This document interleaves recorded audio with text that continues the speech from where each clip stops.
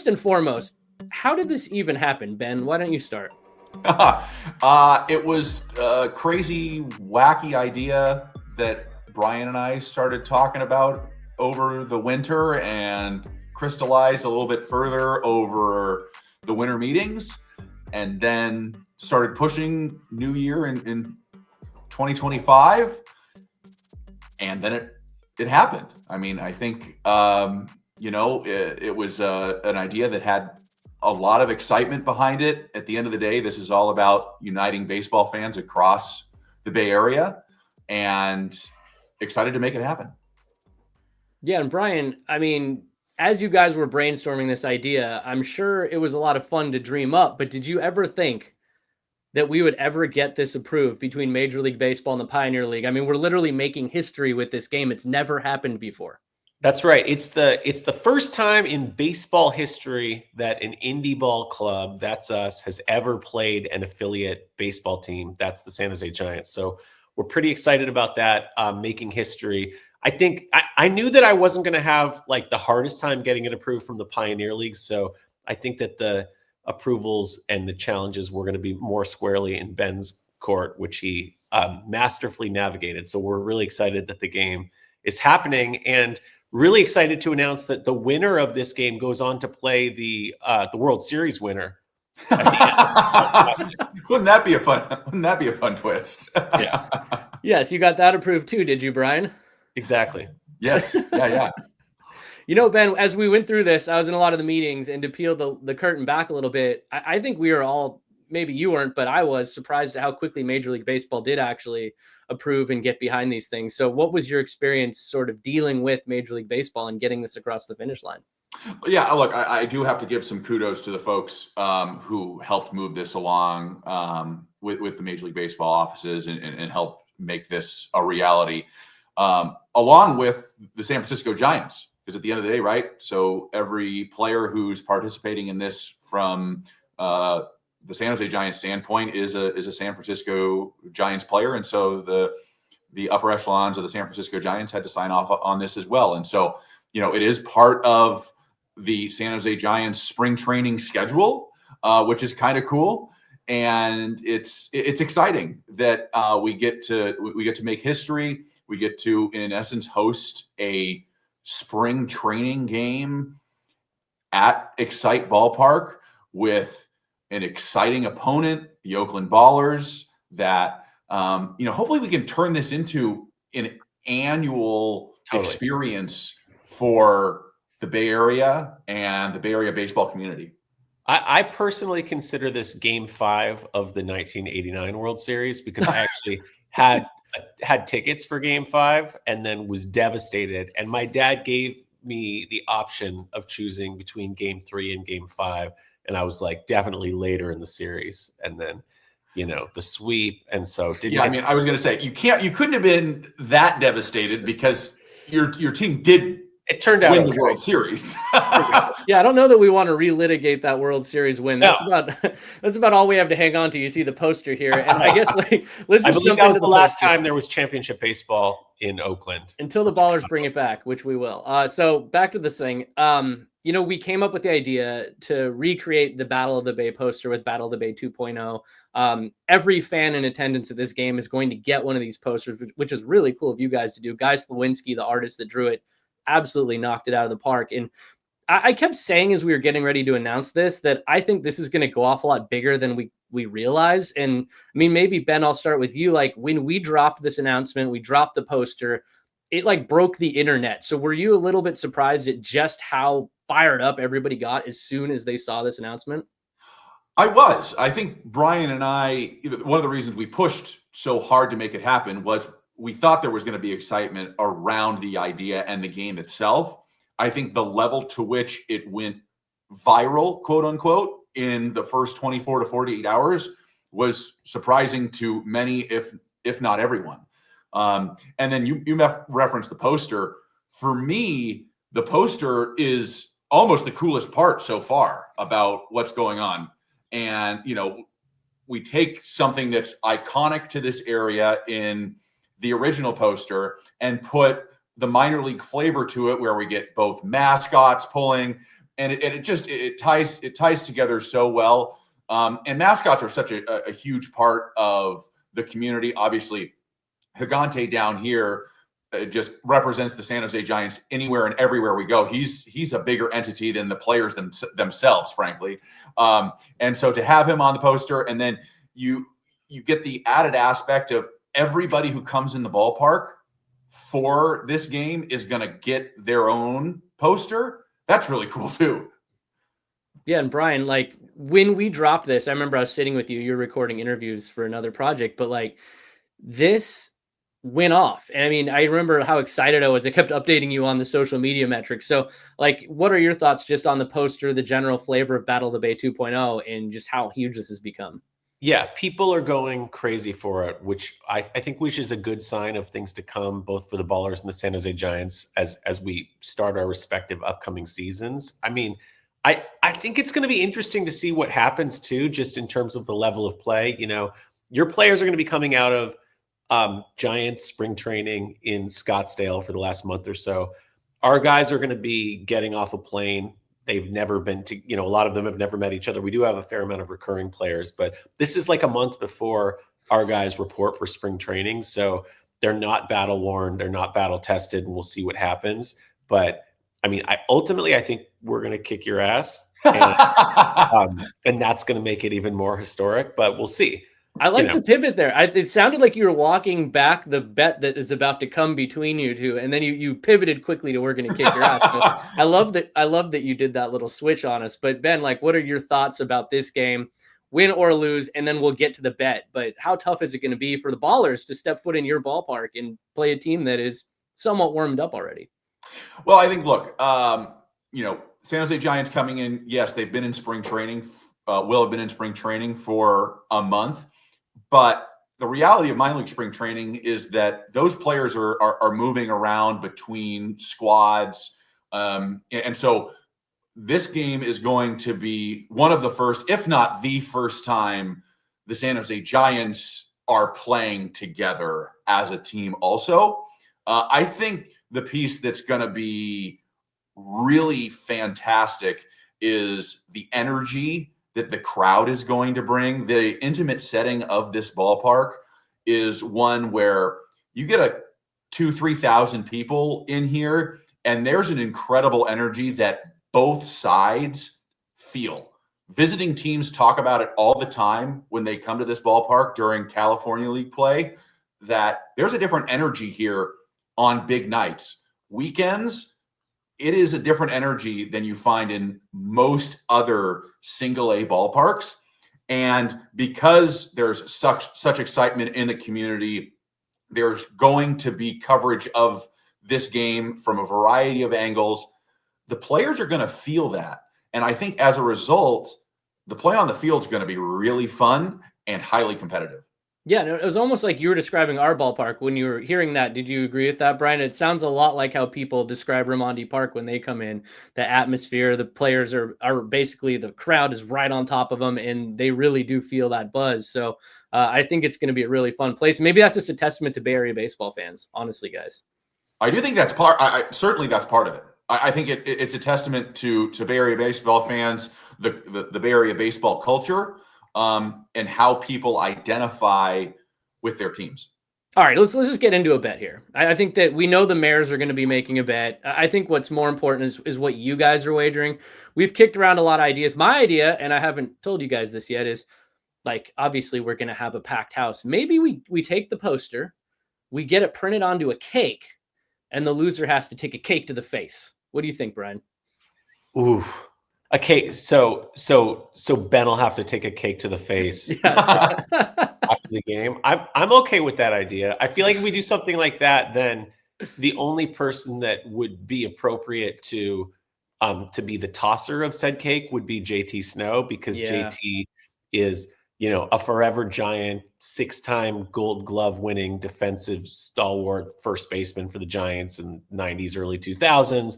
Ballers coach last year. And so he's got deep DNA within both organizations. So if Ben is going to take a cake to the face, I feel like it would have to be JT that would be throwing it.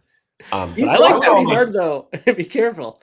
I think take it one step further. I mean, Brian, I mean, it's a bet between you and I, so we have to be involved in some way, shape, or Right. form.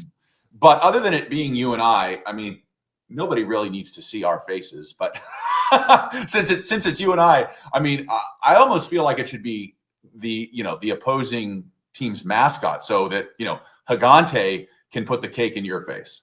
That would be my vote. I mean, we're gonna recreate the poster, so to speak. So let's bring the mascot into it, and so Hagante can put the cake in your face. Okay. I mean, if you mean in an alternative reality where we lost the game, got Yeah. it. Yeah, I'm okay with that. I mean, I was gonna say, you don't want to bet our ballparks, right? Like, Municipal Stadium becomes the Ballers practice facility. No, I don't think we have the ability to do that. Okay. Like, so you've gotten this game approved, which was a heroic effort. I don't know that we want to start throwing territorial rights in. We saw what happened last time that was talked about as it pertains to San Jose. We probably want to avoid that one, right, guys? Yeah, we probably want to steer clear. I think the Bay Area is still recovering from the trauma across the board of the last 30 years, 40 years of that conversation. So we'll stay away from territorial rights, and we'll go with a cake in Ben's face when the Ballers win. I think that's a good idea. So you're saying Scrappy would be tossing a cake. Should the cake have the Battle of the Bay 2.0 poster, or should it say, "Do you know the way to San Jose?" One cake. I think we got to do the poster. I think because there's like, and we could even have the cake displayed at the front of the ballpark when people walk in. They can take pictures with it. It can be a whole experience, and then the cake ends up in your face at the end of 9 innings. Perfect. Right. I'm okay with capstone. that. I thought this was going to be a lot harder to get approved. Managers. Casey, are you trying to get the I think it's managers got to to do be it? us. No, it's got to be you guys. It's got to be you guys. be us. The managers will never go for this, first of all. Second of all, this was your guys' thing. I think we have to have some type of payoff. I'm just happy you guys agreed to cake that quickly, as I had not run this by them ahead of time, just so everyone watching and listening knows. This was something I just sprung on them, and I'm actually very impressed. They're both very eager to take a cake to the face, apparently. What happens if it's a tie? Do we get to do a home run derby, or what happens? Oh, have we? We haven't solved that. We haven't solved that. We would love to do a home run derby. That's like a Pioneer League stalwart. I think that, I don't know if we have to run that up the ladder and get it approved. We may have to run that up the ladder. I think we should. I don't know. We should find out. That would be fun. Or maybe we just have, if JT's going to be here, maybe we just have two different uniforms, and JT can put on a Ballers uniform, take a swing. If he hits a home run, then the Ballers win. If he doesn't, then he throws on a San Jose Giants uniform, takes a swing if it's a home run. JT actually went for the knockout round, the home run derby in the Pioneer League. JT is like the best tosser he's just automatic, and he's a lefty. They all wanted him to toss the pitches for the knockout rounds. So I mean, he's not surprising. A former big leaguer knows how to throw good BP or soft tossing. He could do it for both. If we get it approved, he could toss for both. He could. Teams. He could. I think also, Casey, it might be good for our listeners to, everybody might not understand the difference between indie baseball and affiliate baseball. So we're saying it's this historic game. We should probably explain a little bit about what that means, what the difference is. So go for it. I'll take a crack, and then you guys can. And then Ben can jump in too. Things I butcher. So basically, the Oakland Ballers are an indie pro baseball team. So we are part of the Pioneer League. The Pioneer League, we are an MLB affiliate league. Our relationship with Major League Baseball is that we test out new rules for MLB. Like, the knockout round last year, we tried a slightly bigger ball. When there's a rule that MLB is noodling on and thinking might make sense to go up to the show, we're a league where they'll try out that rule. So it's a really cool relationship in that sense. The difference is that we aren't, we completely control our roster construction. And when it comes to baseball decisions, baseball operations, everything that goes into trying to win baseball games, we are in the driver's seat. And correct me if I'm wrong, Ben, but with affiliate baseball, the front office from the San Francisco Giants, in your case, they make the baseball operations decisions. You guys control the marketing, the ballpark, the concessions, everything that doesn't have to do with kind of the baseball stuff. Is that a Yeah, fair? I think that's fair. The way I very simplistically explain it is that the San Jose Giants and our front office control everything that's outside the foul lines, everything inside the foul lines, the players, the coaching staff. That's all the San Francisco Giants and Major League Baseball. So you heard it here. If I can get a hold of Larry Bear and tell him to maybe give a lot of your best players the day off, we might actually be able to win this thing. Is that what I'm hearing? That's right. And by the way, one of at least who was one of your great players last year, Elijah Pleasance, was a Oakland Baller until yes, he was, until y'all poached him into the Giants. Isn't that? But that's the success story, right? It's a success story. I'm just kidding. Right, that's the model at work, right? So somebody is a star for the Oakland Ballers or another team, and then you graduate them to an affiliated club. I mean, that's exactly right. And it happened the first 4 times for us last year. 4 times, and it was within the first month of your season, right? Didn't you have like a running month where you had one guy per week taken up? All pitchers.